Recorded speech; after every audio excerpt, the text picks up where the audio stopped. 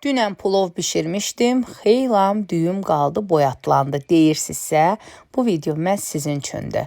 Düyüm boyatlanıbdırsa, mütləq bu qəlyanaltını hazırlayın. 3 ədəd yumurtanın üzərinə bir qədər duz əlavə edib qatışdırıram. Daha sonra dünəndən bəri boyat qalmış plovun düyüsündən əlavə edirəm.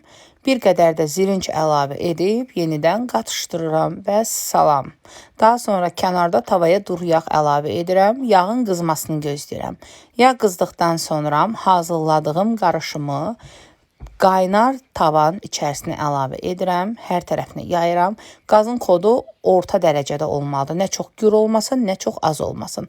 Və bir 5 dəqiqədən sonra qapağını bağlayıb bir tərəfinin tamamilə bişməsini gözləyirəm. Bir tərəfi bişdikdən sonra o biri üzünə çevirirəm. Çevirmə üsulunu qapaqla edirəm. Mən enli bir qapağım var, həmin o qapaqla edirəm. Və o biri üzü də bir 10 dəqiqə bişdikdən sonra qəlyanaltım hazırdır. Üzərinə keşniş və zirinç əlavə edib doğrayıb süfrəyə təqdim edirəm. İnanın ki, dəhşətdir də, yəni. O qədər dadlıdır ki, plovdan çox məhz bu qəlyanaltının hazırlanması üçün düyünü süzəcəksiniz. Hazırlayın, siz də nuşucanlıqla yeyin.